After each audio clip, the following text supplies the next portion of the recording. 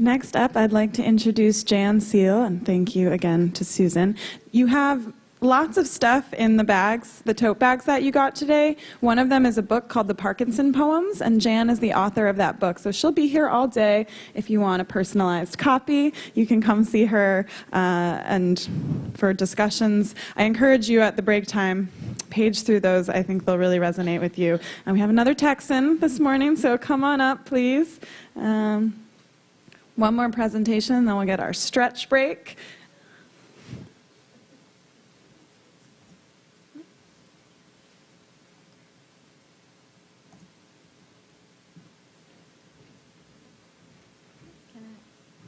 Can you fold this up and put it over there maybe? Because I'm not using this. Oh, and then maybe it won't work. I'll try to do it like this, yeah. Okay. We have a little low-tech problem here in that I'm not using the computer. So I think I can manage this. I've already identified with both of the Susans. The first one, of course, is, you know what that is already because of my accent. And we do we apologize or not? Or this is all we have, you know. So anyway, and I said to Vaughn when we were talking about my doing this, I said, well, that's up in Portland, Oregon. I don't know if they'll accept my accent. And she said, well, we have another person coming from Texas, so we'll deal with it. And the other Susan, I have a parallel dream, a scary dream about this conference, and that was that I dreamed that it was in Portland, Maine. I'm delighted to be here today.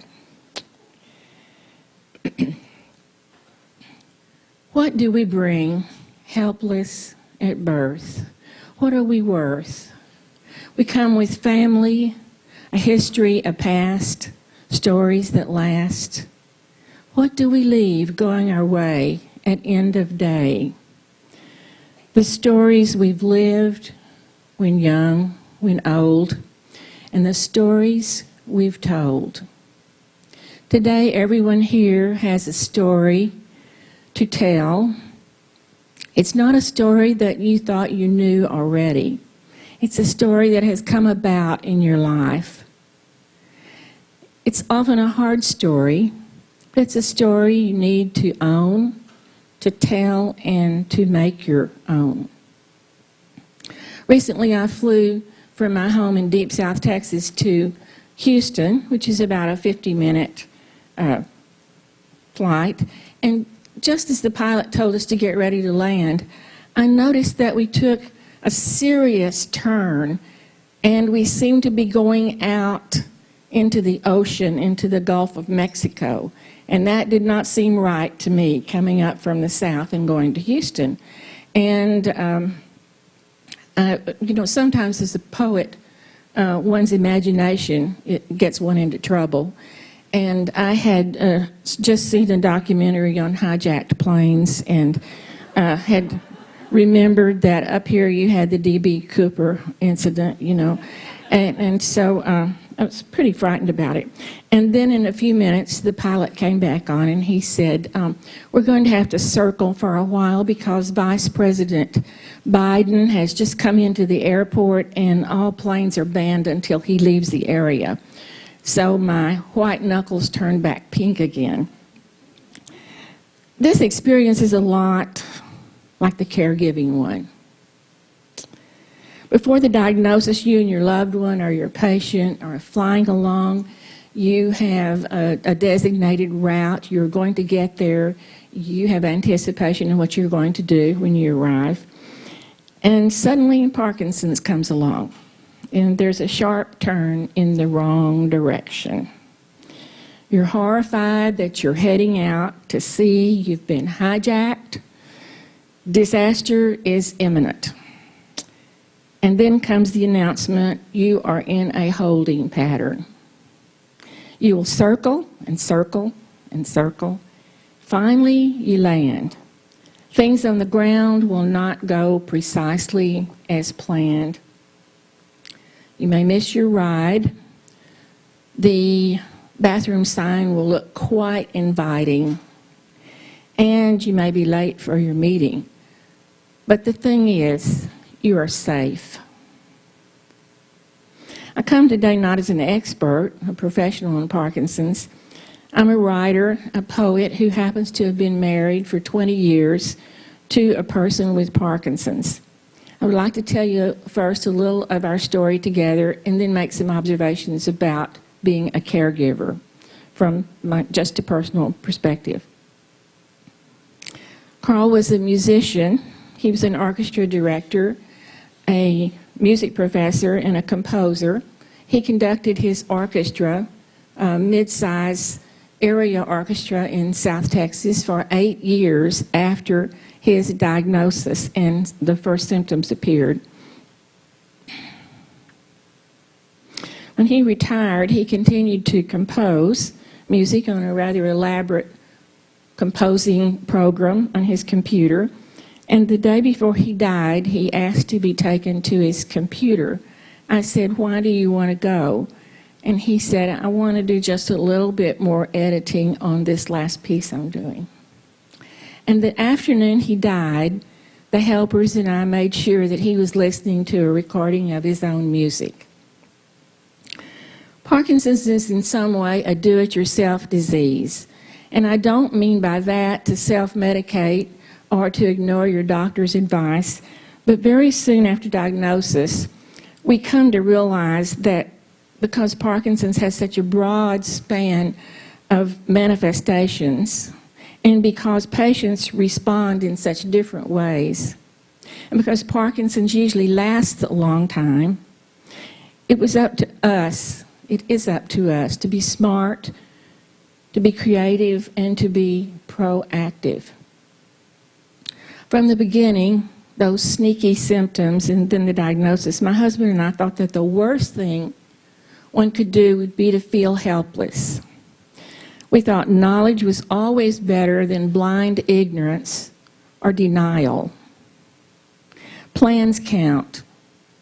Plotting counts. So we did all those things that many of you out there are doing on your own. You're reading, you're looking up meds, and you're urging your patient to participate in exercise and speech programs. We went to a nutritionist and began a program of supplements, which he said if he missed them, he in a few days, that he could really tell it.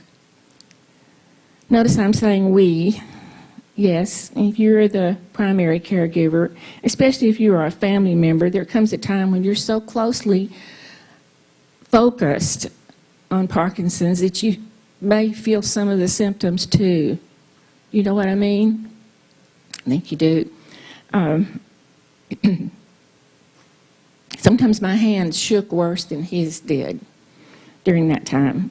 We determined not to be afraid of information, including that coming from doctors. When we could, we consulted neurologists specializing in Parkinson's.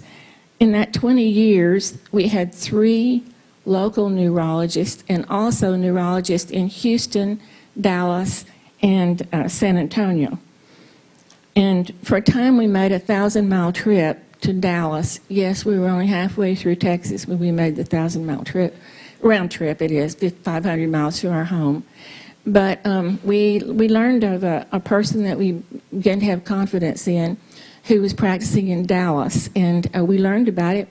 I want to put in a plug because of a Parkinson's newsletter. To read your newsletters.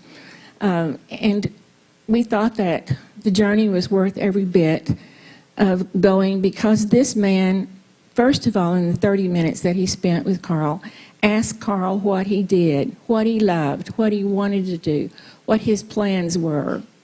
And it wasn't that it was so different from the medicine that he offered, but when we came away from there, my husband was almost walking on air. He was so encouraged by just the attitude of this doctor. We became bold about pressing medical people for explanations. Say that again. Spell that, please.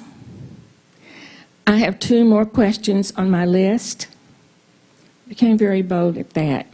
And before Carl's open heart surgery, which was about halfway through the 20 years, I printed out from the internet the interactions of a new medication for Parkinson's, which had very dire effects on anesthesia. And the anesthesiologist argued with me for a while, and I said, well, I'm right, and here it is, you know. And so when I went back to talk to him, he had gone off the case, and another anesthesiologist had taken it. But it was important to me. And they'd not used the medication which had such dire interactions with the new Parkinson's med. And you can be proactive that way too, in a kind way.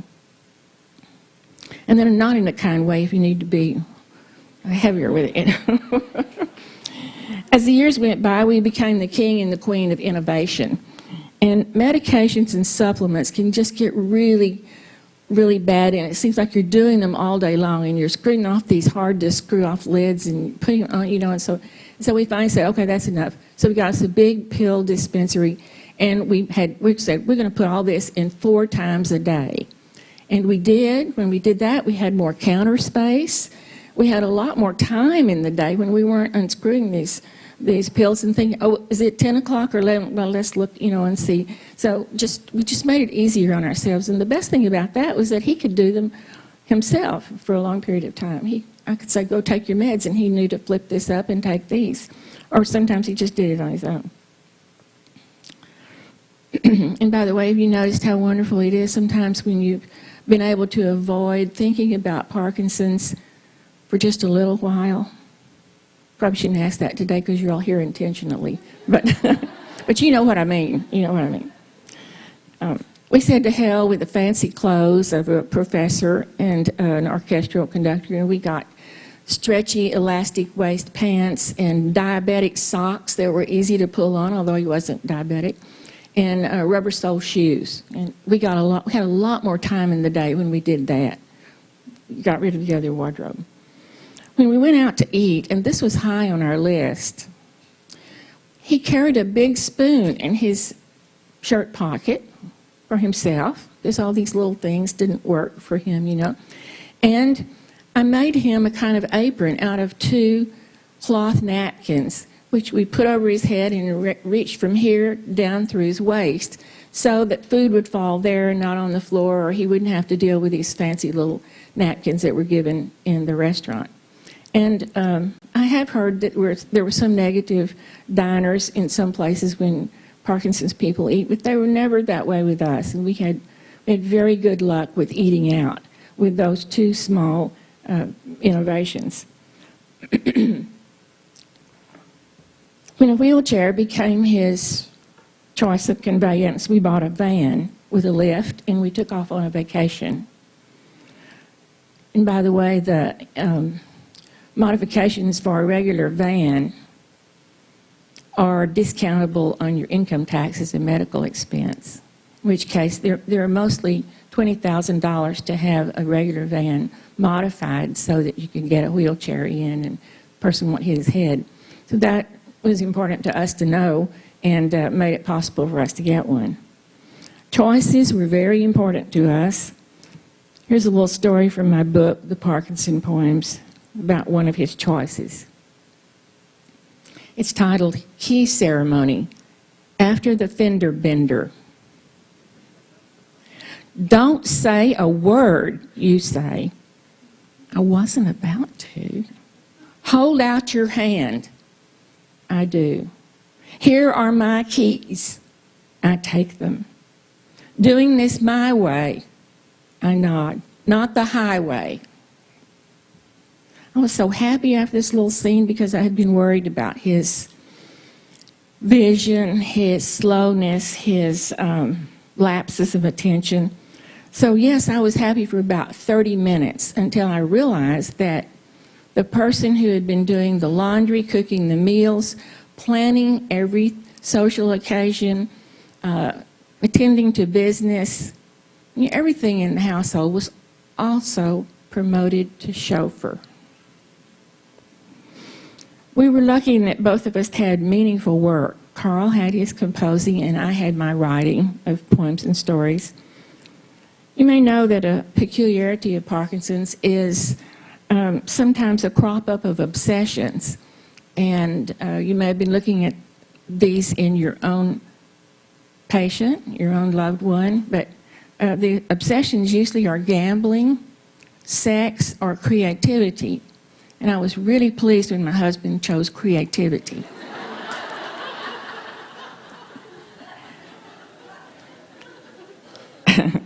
So, as if composing music on this complicated composing program that he had on his computer was not enough, he began to make sculptures from palm tree materials in our area.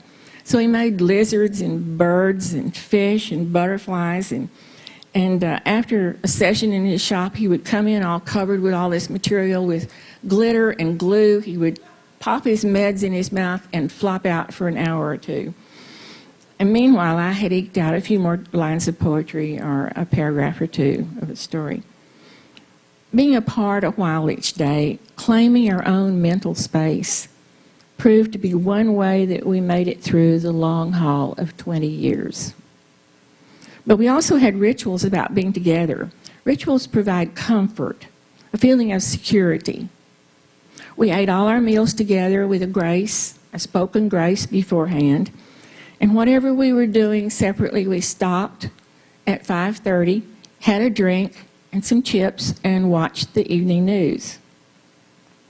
And we always kissed goodnight, even when there was a worker there to see him through the night. As one of my poems ends, I lean to kiss you, a flicker of remembrance, when a kiss wasn't postlude, but prelude. Your blue eyes telegraph a veiled sadness, or just a longing to close. I can't tell which. Good night, I say, and hang there an instant while we send each other the same message. Be there in the morning. One charming and sustaining ritual was family night, in which our local son would come over, and we would all go to dinner, and then we'd come back and watch a movie. And when going out was too much, then our son would bring carry out, and we watched the movie. And this was important to us. It gave us something to anticipate regularly, and also something to reflect on later in the week. This ritual was part of our decision to try to maintain social contacts. And for years after he was diagnosed, we attended concerts and art exhibits and so forth. On nights when we were going out, by the way, we adjusted the timing of his Parkinson's meds so that he would get the maximum benefit when he was at this place. And, of course, for about 10 years, he went to hear his own symphony play under the direction of the new conductor. And it was very important to him to have a quality experience there in his wheelchair, enjoying the music that he had helped create in former years. We attended church regularly, and he had a place where his wheelchair went. Some churches are good at this. They'll niche out a little pew place, and so you sit there. And interestingly enough, something really remarkable, maybe spiritual, occurred here. When people came back from taking communion, they came around the side aisle to where he was. And so after they had taken communion, there he was in his wheelchair. Now, you have to understand that my husband was a very reserved person. Also, he was quite well known in the community, and there was there's kind of an aura around symphony conductors anyway. You know, they're sort of instant celebrities, whether they deserve it or not. But he also was very reserved, and there was a sort of invisible moat around him where people didn't approach him easily. But the time was when he was in his wheelchair and the people came around after taking communion, we noticed that they all had the urge to touch him. They touched him on the shoulder, on the arm, on the hand. A couple of ladies couldn't resist leaning down and kissing him. And at first it seemed he was sort of a little uncomfortable about it, but then he decided that it was really a blessing he changed. He became more open to them. And this was an unspoken kind of way for them to say that they loved him and acknowledged him and so forth. And we talked at length about taking anybody's remarks and just not flinching at them, whether they were poorly said or well said. Just anything that people did, we just welcomed it. And I think he became softer in that regard. He appreciated them. He came to feel that they were a special blessing. So in these situations where a Parkinson person seems to change, rejoice in them if they change for the better. Understand that they are changing too. And hold these moments dear where you see this softening of the person. Now I want to turn somewhat like the angle of my plane as it was going out to sea and talk specifically more about my personal experience as a caregiver. And a reminder that I don't tell my story as a model, but as a traveling companion with you. There's an idiom in Spanish that says so much about this common sharing that we're doing today. It's the phrase for I'm sorry. And some of you would know it as lo siento. So if you bump into somebody, you say lo siento. And what that means literally is I'm feeling this for you. Or if a person tells you a story, you say, oh, lo siento, meaning I'm feeling that way. And I think today that's a good thing for us to say to each other, lo siento, I'm feeling the way you are. As caregivers, it's important for us to understand that Parkinson's is a chronic and progressive disease, not labeled first off as a fatal one. It's not fatal like a rampant cancer or a major stroke. And as one of the Susans said, this is not going to be a sprint. And she said, what was it? She said it was a marathon. And so I think, well, okay, it's that also. But my deal on that is that it's power walking. You know, there is such a sport. So you're not sprinting, you're power walking when you are taking care of someone. When the diagnosis comes, of course, there's a sharp learning curve. But after that, you can prepare to settle down, have some time, even some years, as my husband had, for quality living. There is that time, and yet you must acknowledge the ongoingness of the disease in your loved one or your patient. The only thing that remains exactly the same is change.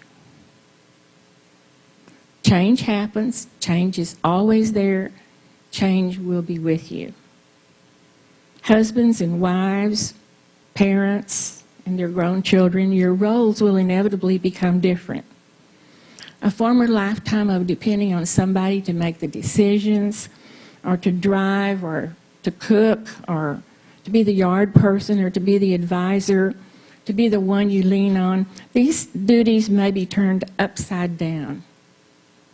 And so you may find it strange to be saying to your parent, we're going to do it this way now. Or even, settle down. You may have to say that.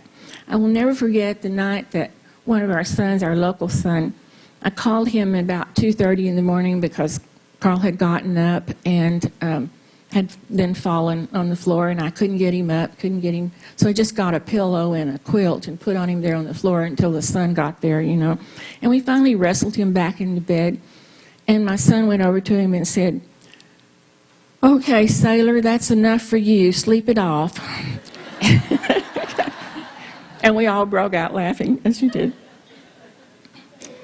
You're in a brave new world when you have to counter your mate, the person you relied on for decision-making and for all kinds of leadership qualities, by saying kindly but firmly, you know, that's not going to work.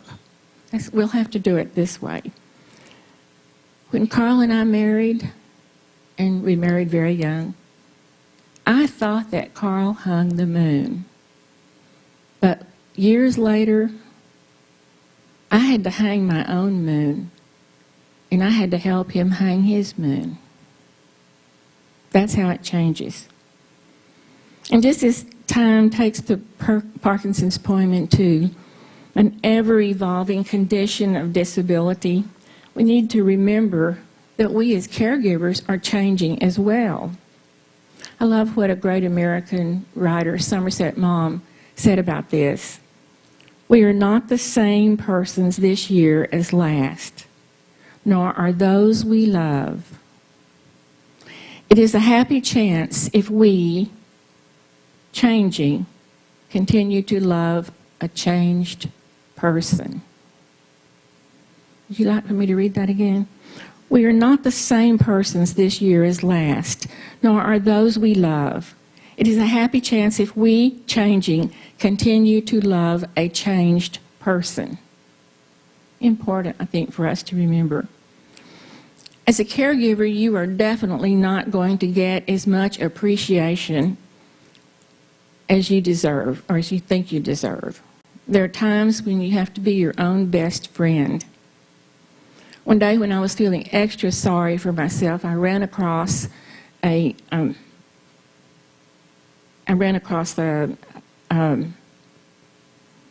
calendar that startled me out of my moping. It asked, is it so important that those in your life fully appreciate how much you mean to them? Or can you get along just fine knowing it is just yourself? Sometimes you may feel desperate. At times like these, it pays to lead your mind to think about solutions. What you might do, practical things like calling the doctor or visiting a medical supply store or looking up a problem online. With distraction, you may settle down, see yourself through. It's not like you have to do this indefinitely, but you can say at that time, you know, I'm the chairman of this committee, and you, the caregiver, only gets one vote that day. Well, Carl and I were very fortunate that we both had a crazy sense of humor. I recommend humor. It goes a long way for everything. It breaks tension. Laughing together is so healing. And so Carl had a silly set of names. He called Parkinson's disease Sparky, and he called himself Parky. And we called our walker, hear me, Rolanda. And if we were lost Rolanda, we would go through the house trying to find Rolanda. And our big, fat, white, plain truck, retrofitted van, we called the bread truck. So we had ongoing jokes. One time we went to a medical professional we'd been advised to go see, and we just weren't on the same wavelength with him. Not at all, not at all. And so we got out as quick as we could, and going across the parking lot, we were sniggering. And Carl said, do you know what we need? And I said, no. And he said, we need some cheese enchiladas. So that's what we did. Well, caregivers worldwide must have a, if I had it to do all over again, compartment. It's not possible to be a human and not make some mistakes, especially when you're exhausted and your patience and your reasoning and logic are just about gone. If I had it to do all over again, I'd be more mindful of the ergonomics of Parkinson's. For example, we had a little war over the position of his plate at the table. He seemed to push it out, and I would reach over and push it back to the edge of the table. And this happened. He didn't ever say anything, but he did seem resentful of me. And too late, after he was gone, I understood that his arms did not work so that he could do things here up close, that they were out here. And so he was getting his food way out there on the table so that he could reach it and then maybe try to get it to his mouth. Another story that, or another thing that I would notice more if I had to do all over again was his mental state. And I associated most of the things that he was doing in a strange way to tiredness or Parkinson's or maybe his personality. But in In one instance, I was shown immediately what it was. He had a condition called orthostatic hypotension, which you're going, yes, I know about, low blood pressure, which is one of the manifestations of some Parkinson's. And so when he would stand up, he would fall, he would faint. And I was determined we were going to fix this so that he wouldn't have a problem. And so I told him, do not stand up. He was in his wheelchair. Do not stand up unless I'm in the room. So I made a doorbell set. I put the puncher here, and I put the other part on myself, on my belt or on my blouse. In other words, when he wanted to stand up, he was to ring my chimes. No understanding of it. So this went on for a while, but he still continued to stand up. And so I thought, okay, I'm going to fix this. Because we'd been to the hospital. He'd torn his ear when he stood up. And I told him he looked like Van Gogh when we came home, But I told him, okay, I'm just going to put 2 scarves around here and around you. And, when you start to get up, this will remind you. And you can call me on the doorbell set. So I went away in another part of the house. He called me on the doorbell set. I went in and he said, why are these silly scarves on me? Don't you know I have to stand up? And I knew then it was all over. It was not a problem anymore. Somebody needed to be in the room with him all the time because his logic had not worked. Well, in closing, I would just like to suggest some positives that we have. For starters, if you're a caregiver, you get some more determination. Don't you get practicality and decision-making and knowledge? Along come humility and understanding. If we hang in there, there's patience and kindness and forgiveness. And perhaps the bonuses of spirituality and being a stronger person physically than you thought you could be in caring for this person. Caregivers are in the front seat of the roller coaster of Parkinson's. We may laugh hysterically. We may lose our lunch. We may scream in terror, but the fact is we hang on. We hang on. I'd like to close with a poem of mine, What You, as the Parkie, Have Given Me. You have given me excuses for not doing things I did not want to do anyway. You have given me new skills, how to fit the leg rest on a wheelchair, how to drive a retrofitted van through city traffic, how to organize complicated meds, how to be grateful and tactful and vague in phrasing your health to others who want to say they care but really only need short answers. You have given me a fresh vocabulary of neuroscience, a passel of new friends afloat in the same lifeboat.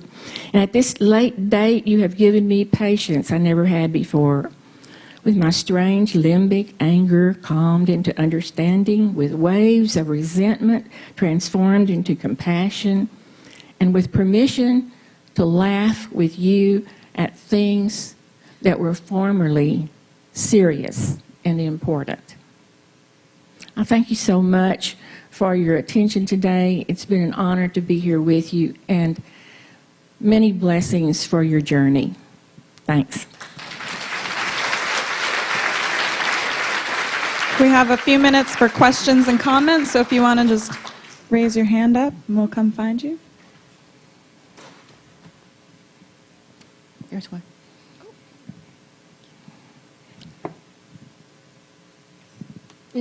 Towards the beginning, you talked about how you had decided with your husband to take the diagnosis of Parkinson's, to learn everything and not to be in denial, that was part of your way of dealing with it.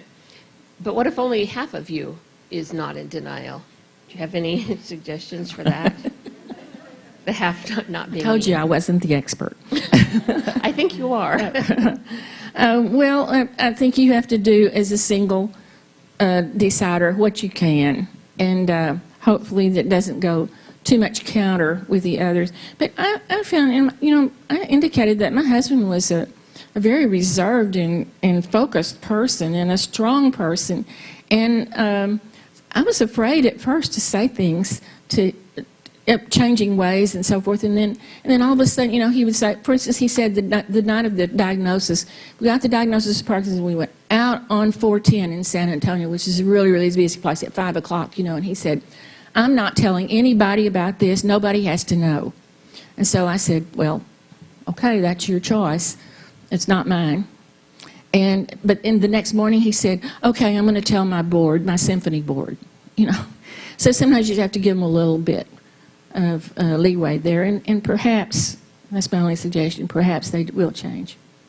Is there another response? Lo siento.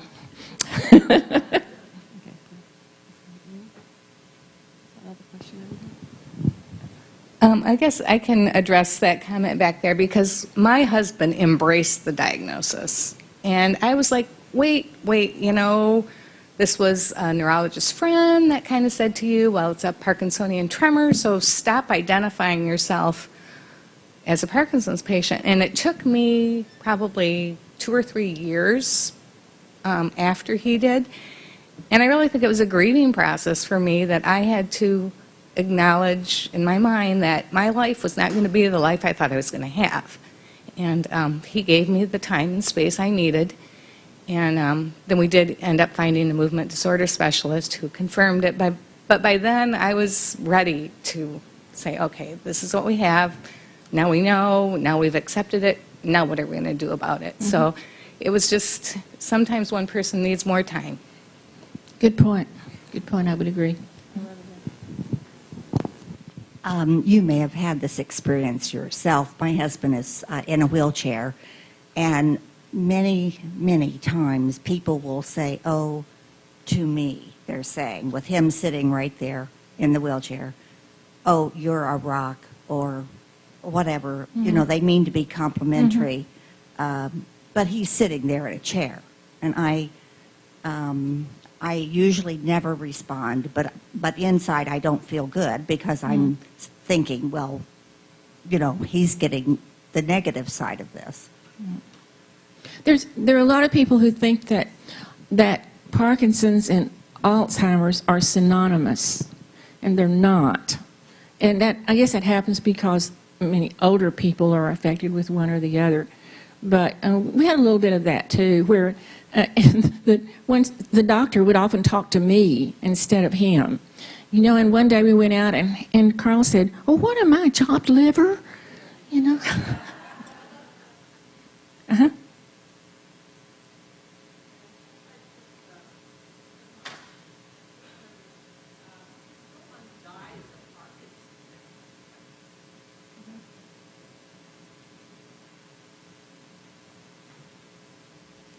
She said no one dies of Parkinson's. You want to elaborate on that a little bit? It's not a disease that you die from. It's It's a chronic and progressive disease, not a fatal one. Yeah. But you would have to fall, or you would have to, you can't die of dementia, and you can't die of being crippled, and you can't die. Well, actually, there are extreme manifestations of Parkinson's that bring on death. You'll see that, as a result of Parkinson's. Anything else? Let me speak to that just a bit. Try it again. Can you hear me? Okay, so the party line for many years with the National Parkinson Foundations, and there are the NPF, that's the organization hosting this meeting today, but there are other organizations, and was that people did not die from Parkinson's disease. We know that there are things that can happen with particularly the atypical forms of Parkinsonism, but also with Parkinson's disease that do shorten the lifespan. Then occasionally you will see on coroner's reports Parkinson listed as the cause of death. Sometimes that's real, and sometimes that's justice of the peace in a small city that had to put something and knew Mr. Smith had Parkinson's. So that's a very nuanced answer to a complicated question. In general, I tell my patients that they are going to live in all likelihood and must plan financially and physically and activity-wise as 10 years beyond their same-sex parent. So, if your dad died at 70 and you're male, you probably ought to look at 80 as a projection, as a minimum. So I think in terms of planning and not in terms of research data or fundraising priorities, that kind of thing, that we say that people with Parkinson's disease can expect a normal lifespan, which is, for instance, very different than Alzheimer's type dementia. It shortens the lifespan from 7 to 10 years. Does that help? Okay. It helped me with that answer, Susan. Last question up front. Not a question, just experience. I'm a 33-year nurse, retired, and always in the hospital, and I did emergency and regular medical nursing. And most times Parkinson's patients came to me with other issues and they had Parkinson's.